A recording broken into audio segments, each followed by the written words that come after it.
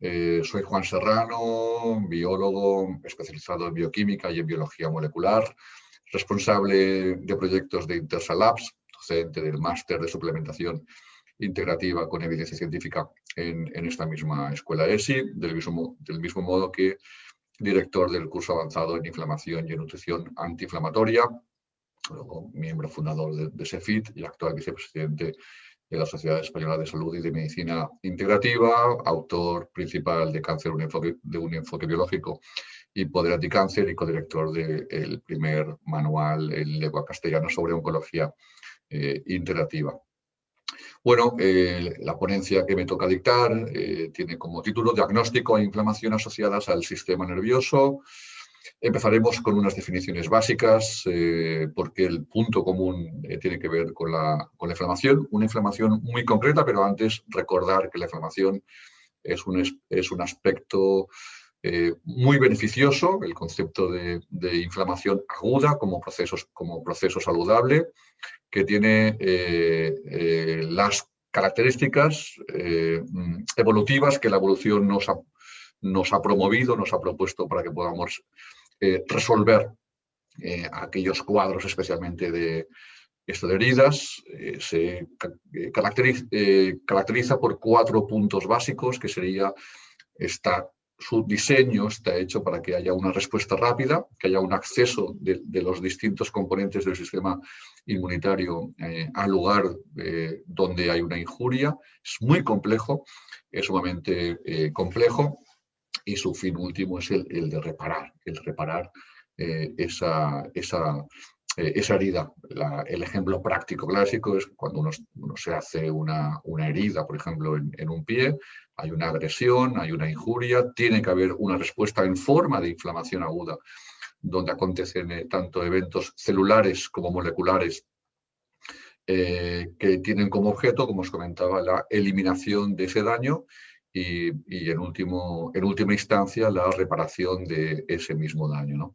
Otra cosa sería la inflamación crónica, que acontece cuando hay una deficiente reparación de esa injuria que está aconteciendo. El ejemplo clásico, siguiendo con lo anterior, es que cuando uno se tuerce un pie y cuando no hay una reparación, pues se puede quedar una especie de herida o daño continuado, ¿vale? Bueno, nos centramos ahora con el objeto de esta conferencia, que es el sistema nervioso. Y aquí podéis ver, vamos a centrarnos en el sistema nervioso central. Y aquí veis los distintos componentes que hay en el sistema. Esto sería, bueno, un perfil de activación de la microglía, ¿no? En estado estoquiescente, en estado de equilibrio, en estado de normalidad, que también se conoce como estado M0. La microglía, que aparece simbolizada con una M, expresa su membrana receptores encargados de censar el microambiente del sistema central con el fin de detectar señales y, en su caso, comenzar con una respuesta rápida, ¿no? Dependiendo del estímulo, la microglía puede adquirir distintos tipos de activación: estado normal, estado de equilibrio, estado quiescente, y entonces todo es normal, salvo que pueda acontecer, por ejemplo, un traumatismo craneoencefálico. Entonces, aquí hay un procesado y lo que se intenta, como siempre, es una reparación adecuada del tejido ante un estímulo agudo, en este caso de un traumatismo, ¿no? Que también podría acontecer con la enfermedad vascular cerebral, ¿no? Donde hay un cambio a un perfil de M0 a M1. Aquí se ven representados, ¿no? Aquellas moléculas que representan un daño celular, y la microglía cambia a través, en este caso, por ejemplo, del factor NF-kappa beta, que es un factor de transcripción, que es el que ordenaría a la secreción de ciertas sustancias proinflamatorias, citoquinas, interleucinas, y asociado a ello también la generación de especies reactivas de oxígeno, es decir, de oxidación, ¿vale? A la vez que ocurre esto, tras un traumatismo craneoencefálico, las células gliales, principalmente las de la microglía, se activan y se encargan de fagocitar las células muertas, pero también liberan proteínas, aquí las veis, inflamatorias, como las citoquinas y las quimiocinas.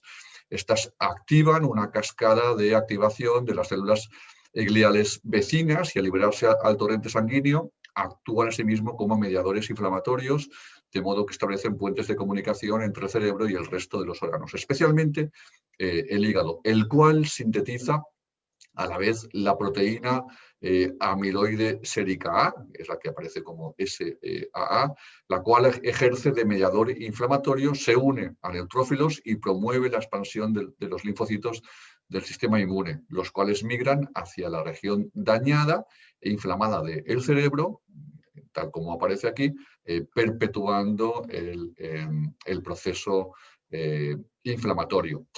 Ejemplo sería donde hay un traumatismo, donde se activa, como os comentaba, ¿no?, a un estado M1, pero esto se tiene que resolver. Entonces, hay una activación de la microglía en forma de M1, pero posteriormente, aproximadamente a los 5 días de ocurrido, en este caso, un traumatismo craneoencefálico, alcanza su pico, el perfil M2, pasamos de M1 a M2 o perfil antiinflamatorio con algún matiz, junto con la respuesta de los astrocitos, que serían otro tipo de células que tenemos en el sistema central, que se encargarán de modular la respuesta proinflamatoria y de comenzar la cicatrización glial, sirviendo como una barrera física entre la zona de necrosis y el tejido sano.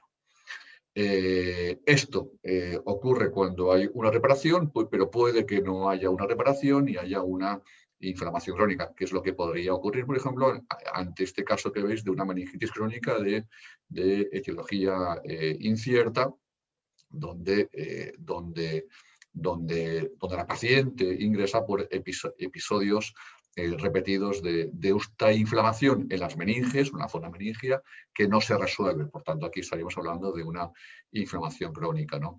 Y luego ya tenemos los casos más dramáticos, esto lamentablemente, de traumatismo, en el caso de Ángel Nieto, que tuvo un traumatismo cayendo de un quad y lamentablemente falleció, o el de Schumacher, que tuvo también un traumatismo esquiando, que se mantiene en vida, pero en un estado donde muy posiblemente haya una inflamación cerebral brutal que no se acaba de resolver. Entonces, con todo esto, hablamos del concepto de la neuroinflamación. Entonces, ante un estímulo inflamatorio, ni todo estímulo inflamatorio es benéfico y puede llevar al desarrollo de enfermedades neurodegenerativas, ni todo estímulo inflamatorio es malo, ya que puede conducir a la limitación del daño y la reparación del tejido. Es decir, siempre hay como la doble cara de la moneda, una parte positiva y una cara negativa. Dejamos, por tanto, los conceptos de inflamación aguda y de inflamación crónica, que las explicamos perfectamente en el curso que antes os comentaba, que acabamos de finalizar y que ahora haremos una segunda edición, y nos centramos con el complejo que más nos conviene, que es, perdón, que más que el que nos atañe, ¿no?, al contenido del curso, que es el concepto de inflamación celular. La inflamación celular ICVG, inflamación celular de bajo grado, que es el factor de patogenicidad, no en cuanto al contexto infeccioso, sino en el contexto de las actuales enfermedades en las que estamos inmersos en la sociedad moderna.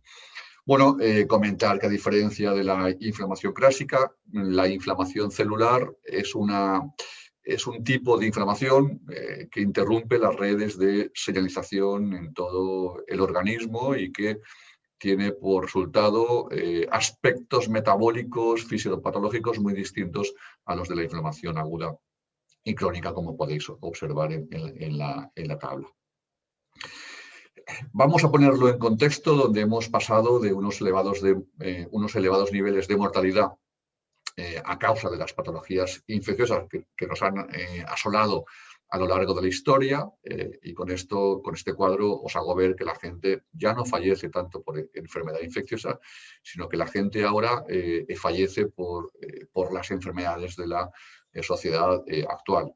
Principalmente dos: las enfermedades cardiovasculares, donde en el nivel de morbimortalidad se equiparen bastante con las patologías oncológicas, y también aquí tenemos las patologías de tipo metabólica, por ejemplo, como la diabetes, que como veis, cada una de ellas, a la vez que decrecen las enfermedades infecciosas, se incrementan, incluso que diría que está casi de forma exponencial, las patologías asociadas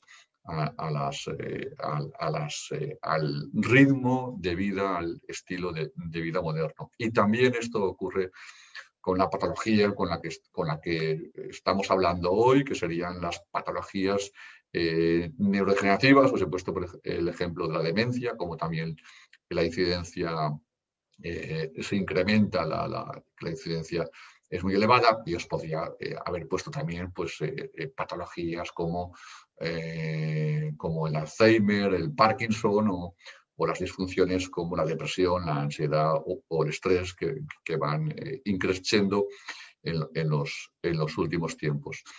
Bien, hecho este contexto, os quiero decir, como este artículo del equipo de David Furman, cómo el estilo de vida nos lleva a un concepto de inflamación crónica de bajo grado.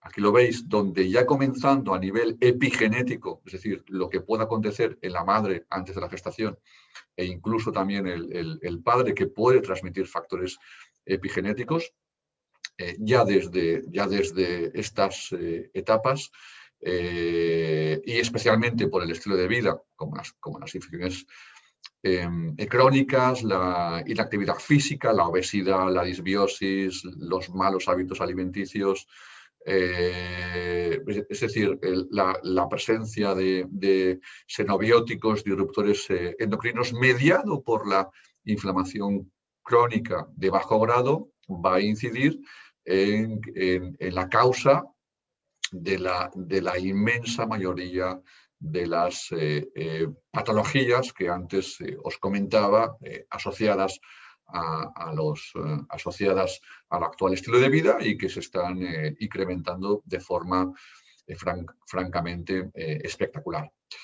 Nos centramos con el concepto de inflamación crónica de bajo grado, y la misma prestigiosa Time en el año 2004, en su portada aparecía como el asesino secreto, la enfermedad silenciosa, y que aparece también con otros nombres, ¿no? Inflamación silenciosa, silente, celular, parainflamación, lipoinflamación, microinflamación, o para mí quizás el concepto más adecuado, que sería el de metainflamación. Bueno, se le suele asociar mucho con el concepto de lipoinflamación, porque casi todo, como luego veremos, comienza con la obesidad central. Fijaros cómo la obesidad, el aumento de grasa, nos metemos con un ciclo vicioso donde no sabemos nunca, ¿no? Entonces, como el dicho que es antes, el huevo o la gallina, el aumento de grasa incrementa el apetito, que por tanto, comer más, y hay un aumento de la inflamación celular, que a su vez va a retroalimentar el aumento de grasa. Bueno, lo explico esto de forma mucho más profunda en el curso de inflamación celular.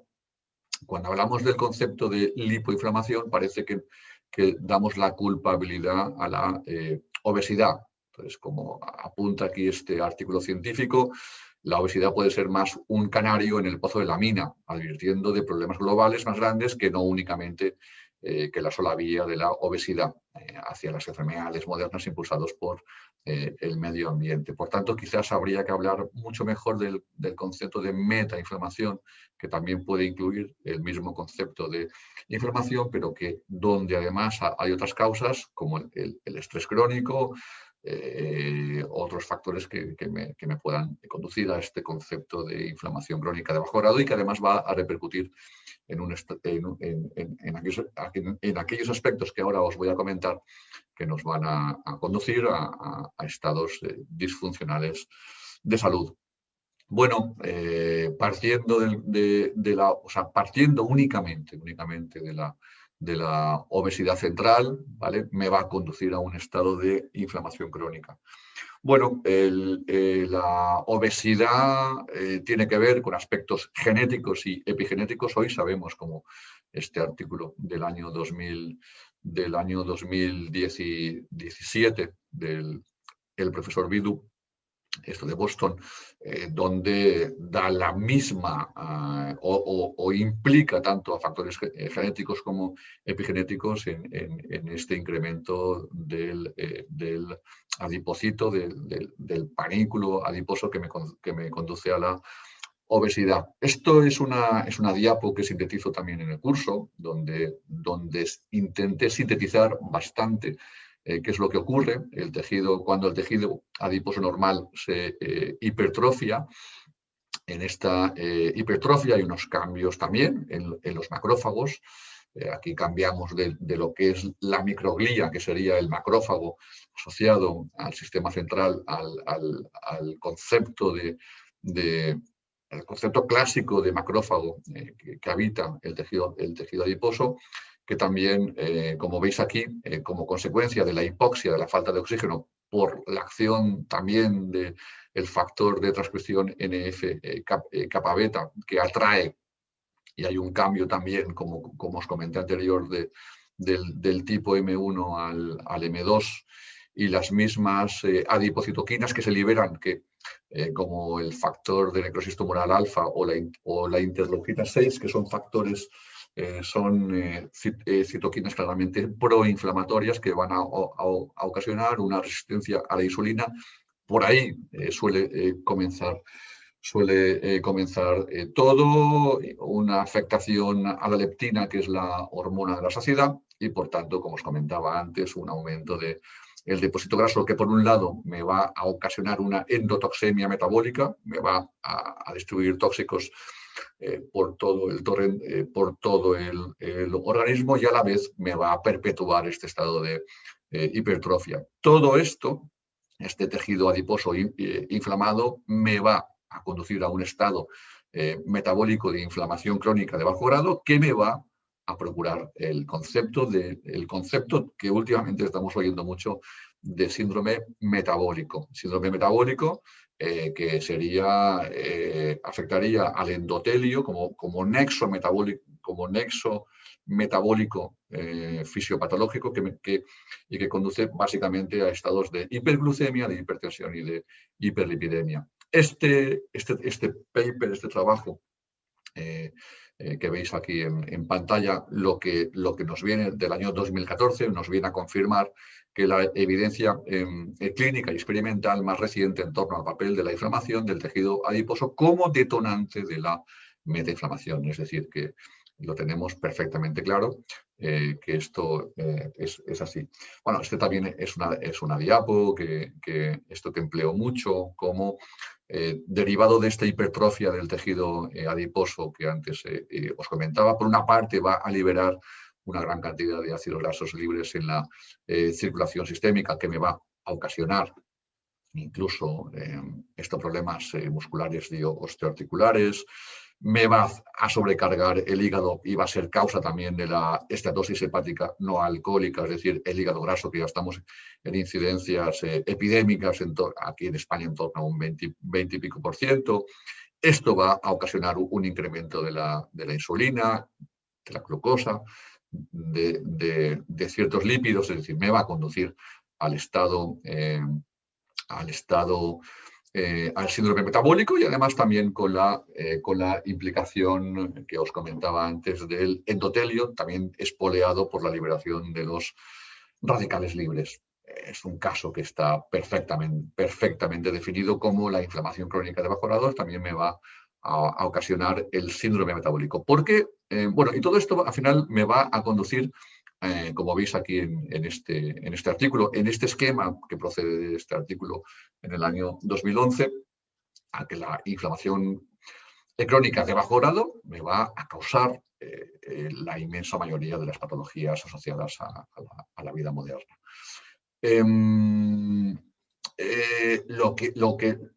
Esto en la prestigiosa revista Cell, ¿no? Lo importante es que las patologías causadas por una no resolución de la inflamación, y resumo, ¿no?, que el problema con la inflamación no es la frecuencia con la que comienza, sino la frecuencia con la que no desaparece. Quizás ningún fenómeno por sí solo contribuya más a la carga médica en las sociedades industrializadas que la inflamación que no se resuelve. La inflamación que no se resuelve no es una causa principal, pero contribuye significativamente a la patogenia de todo esto que aparece aquí. Es un cuadro muy similar al que os puse antes, pero que está publicado en otra revista, y que donde a través de ensayos clínicos se ha podido demostrar perfectamente cómo hay una base mediada por este estado de inflamación crónica que justifica la presencia de todas estas patologías que veis aquí en el esquema, ¿no? Y entre ellas, las enfermedades neurodegenerativas, que es el meollo. He querido hacer todo este preámbulo para llegar al estado de la conferencia, ¿no?, que sería la que veis aquí en el cuadro rojo. Es decir, la inflamación crónica de bajo grado también va a repercutir, entre otras, en las enfermedades neurodegenerativas. Este paper del año 2017 lo que dice es que al considerar la obesidad y la consiguiente neuroinflamación, la atención se centró durante mucho tiempo en el hipotálamo, pero recientemente se ha observado que también puede afectar a otras estructuras como el hipocampo, la corteza, el tronco encefálico o la amígdala cerebral. Además, la obesidad se ha asociado con una mayor aparición, que luego veremos, de trastornos cerebrales como la depresión o el deterioro de la función cognitiva.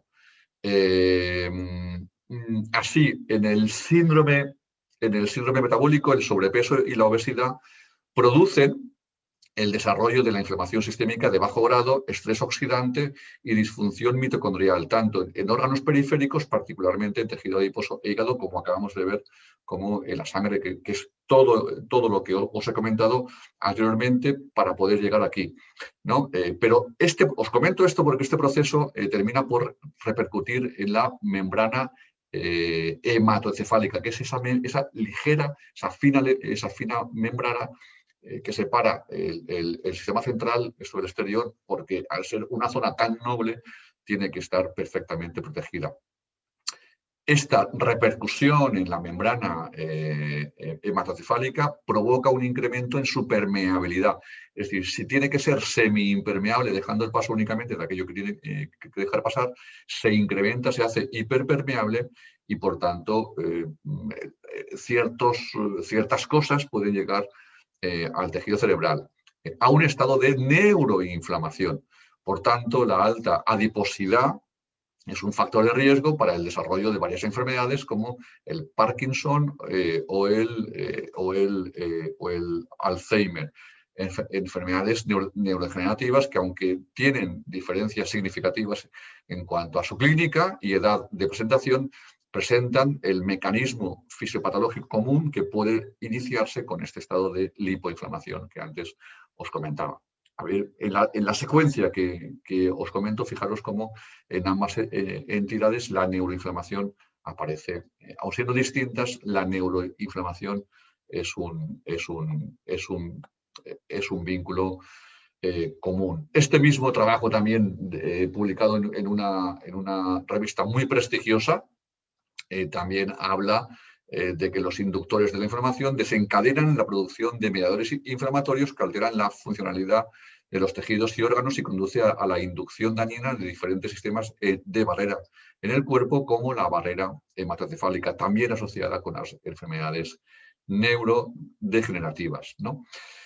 Bueno, aquí veis que vamos a comentar también un poquito todo lo que tiene que ver con la inmunosenescencia, que es el llevar a un estado adulto. Como veis en la imagen, el envejecimiento cerebral conlleva una serie de cambios que reducen los procesos de adaptación y respuesta, y que estas transformaciones pueden terminar en un deterioro cognitivo o demencia. Y siempre aparecen dos cosas: la neuroinflamación asociado a la oxidación. Inflamación o neuroinflamación y neurooxidación están casi siempre enlazadas.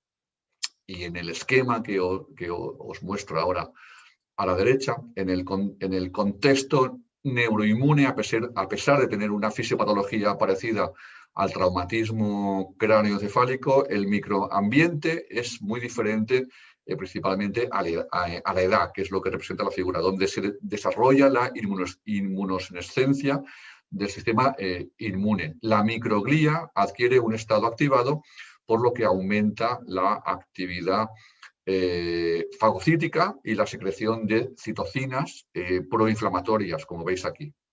¿Vale? Disminuyen las antiinflamatorias, el equilibrio se desplaza, es decir, hay más inflamación que no antiinflamación, y también disminuyen los factores neurotróficos, que son los factores que ayudan a crear nuevas neuronas y además que sean más plásticas, es decir, que además todo esto va a afectar a la neuroplasticidad.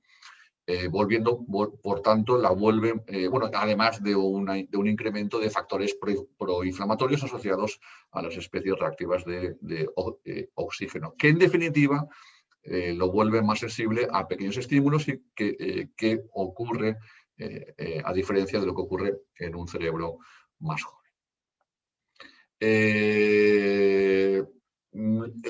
Dicho todo esto, el objetivo es, por una parte, meter poca inflamación, vigilar aquello que nos conduce a este estado de preinflamación, por ejemplo, la obesidad central, y activar aquellos mecanismos de pro-resolución. Es la doble vía a la que debemos de aspirar. La medicina integrativa da buena cuenta de ello, y es un esquema, es un modo de hacer, para mí, ideal para conseguir, porque desde el punto de vista de la medicina clásica a veces se tiende mucho al concepto de antiinflamatorio en forma de fármaco. Y esto yo creo que quizás es pan para hoy y hambre para mañana. Sin embargo, desde la medicina integrativa tenemos que tener muy en cuenta, entre otros aspectos, cuando veamos a un paciente que tenga alguna disfunción bajo el paraguas de la inflamación crónica de bajo grado, su obesidad, su lipotoxicidad, la alteración metabólica que pueda haber en forma de hiperglucemia, hipertensión y también de hiperlipidemia, el estado de disbiosis, y así como el estado de alteración de la permeabilidad intestinal, porque la hiperpermeabilidad es una fuga de agua por el cual también entran tóxicos que al final me van a repercutir en la inflamación crónica de bajo grado, entre otros aspectos. Podemos medir, tenemos marcadores de inflamación como algunas interleuquinas como la 6, pero especialmente como la PCR es sensible, que es uno de los principales marcadores proinflamatorios, y la medicina integrativa tiene mucho que hacer corrigiendo esa obesidad mediante lipolíticos, diuréticos, controles metabólicos de la saciedad. Tenemos que establecer un fuerte proceso detoxificante. Tenemos que hacer un ajuste metabólico del control de esa hiperglucemia, de esa hipertensión y de esa hiperlipidemia, en caso de que acontezcan, o todas o parte de ellas. Tenemos que vigilar, tenemos que hacer un control de aquellos patógenos que son causantes de disbiosis, mejor aún si podemos discernir si es un hongo, si es una bacteria o si es un virus. Y tenemos también que establecer correctores de la permeabilidad intestinal, inmunomodulación y control sintomático. Es decir, todo esto es susceptible de ser manejado desde la medicina integrativa. Para ello, os pongo ejemplo, hay muchos elementos de actuación, pero quizás el más conocido sea el emplear la curcumina contenida en la cúrcuma, curcumina porque es el principio activo más conocido, pero en principio la totalidad de todo ese totum organicum que explico o intento también explicar de forma pues, mucho más profunda en el máster, que vamos ya por la cuarta edición, que empezaremos en el mes de octubre, ¿no? Yo imparto la asignatura de fitoterapia, donde eso también pues, intento explicarlo. En este caso, pues bueno, hablamos de que la cúrcuma tiene la potencialidad también de estimular las madre, algunas células madre, por tanto, de activar esta neurogénesis que, como hemos visto en ocasiones y en los casos de neuroinflamación, por lo menos asociado a la senescencia, pues están inactivadas, ¿no? Bueno, aquí nos encontramos con que la cúrcuma sí, pero la pregunta es qué tipo de cúrcuma. Hemos pasado de unas cúrcumas normales, estamos manejando ahora unas cúrcumas altamente estandarizadas en curcumina, pero ya nos empezamos a dar cuenta de que, o también, ¿no? O sea, nos empezamos a dar cuenta de que aún manejando altas dosis, la curcumina es un principio activo que, por ser liposoluble y muy poco asimilable y altamente, muy rápidamente metabolizable a nivel hepático, rápidamente se degrada. Entonces, si estamos hablando de que aunque lo combinemos con la pimienta negra, mejoramos un poquito lo que es la biodisponibilidad, pero no acabamos de alcanzar una concentración plasmática de curcumina con el tiempo suficiente para que pueda atravesar la barrera hematocefálica y hacer su acción neuro-antiinflamatoria. Por eso, bajo mi punto de vista, pues debemos de sopesar el manejo de aquellas curcuminas en formato microencapsulado donde permanezcan estable en plasma sanguíneo y además todo eso comprobado a nivel de las fichas técnicas con un tiempo suficiente para que el área plasmática de curcumina sea la más óptima para que tenga tiempo suficiente para poder llegar al cerebro, que vemos pues, un esquema de un formato de una curcumina como se microencapsula, en este caso sería en un oligosacárido.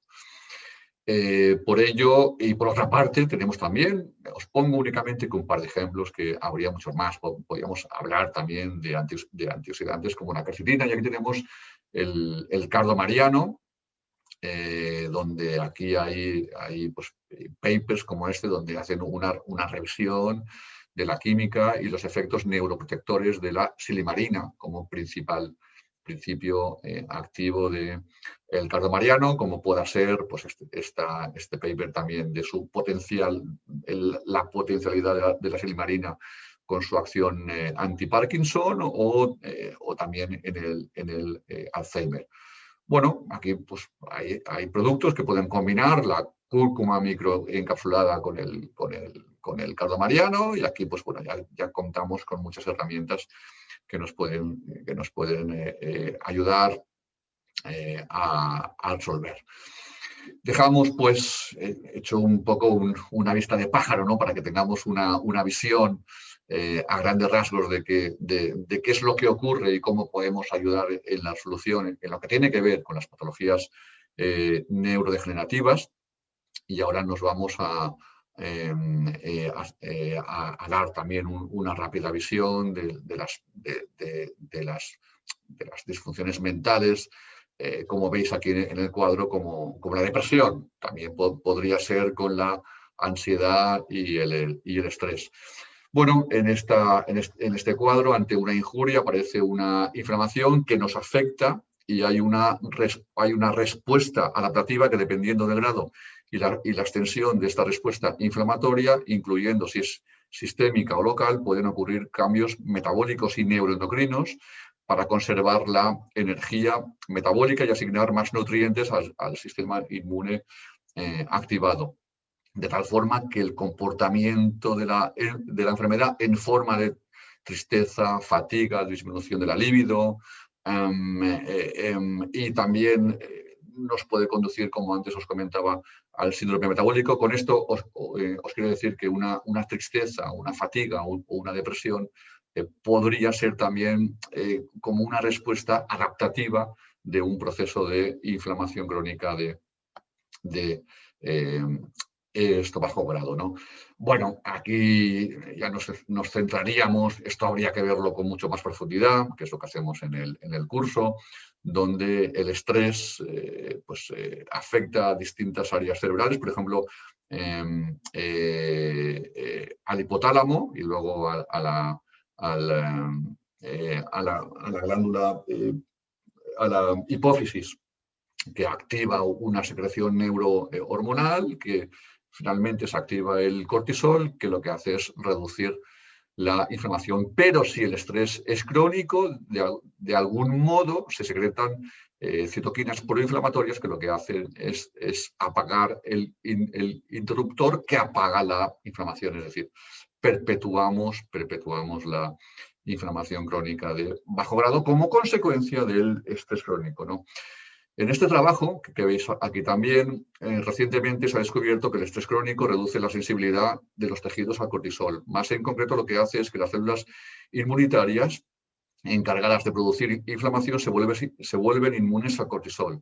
El botón de apagado de la inflamación se rompe, como antes veíamos, y la inflamación permanece continuamente activada, que es un poquito lo que veis en el esquema de la izquierda. Es decir, el estrés crónico está asociado con la incapacidad de las células inmunitarias para responder a las señales hormonales que normalmente regulan la inflamación. Aquí veis, ¿no?, que el nexo patológico donde está en la raíz asociado al estrés y al estilo de vida y a la edad también es lo que puede florecer en no un muy buen sentido de la palabra las distintas patologías asociadas al estilo actual de vida moderna, entre ellas los desórdenes neurodegenerativos. Y por último, en relación a la ansiedad y la depresión, que suelen estar bajo el paraguas del estrés crónico, pues aquí habría que ver que actualmente no tenemos el mamut que nos persigue. Como ya he comentado en otras conferencias, el concepto del estrés lo adaptamos de nuestros ancestros, únicamente que ahora estamos viendo el mamut cuando tenemos que hablar en público, cuando tenemos que coger un avión y nos da pánico volar, o cuando tenemos que hablar con el jefe. Por tanto, todas estas circunstancias de estrés crónico asociados a la vida moderna, que nuestro organismo percibe como amenazas reales, entonces es lo que altera en el funcionamiento del circuito neurobiológico del estrés. Y que pueden haber dos tipos de desajuste. Una alteración, un desajuste en el eje simpático adrenomedular, que es el SAM, y su producto final, las catecolaminas, que parece que está asociado más a problemas de ansiedad, o un desajuste en el eje hipotalámico, hipofisiario adrenal, en el eje HPA, y su producto final, los glucocorticoides, que parece que están más asociados a la depresión. Este sería el fondo metabólico. Y no habría tiempo para entrar en ello, pero me gusta definir, ¿no?, que la tríada, asociada también incluso al concepto de la fatiga pandémica, del estrés, que es la preocupación del presente, que se debe de manejar con sustancias adaptógenas, básicamente la ashwagandha o la rodiola, por ejemplo, la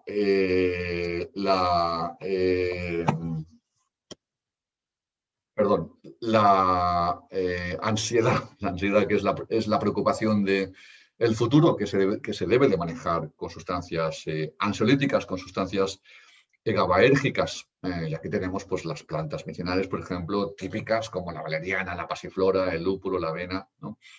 Y por último, lo que es la depresión, que se puede asociar con la melancolía del pasado, que se debe de manejar con antidepresivos.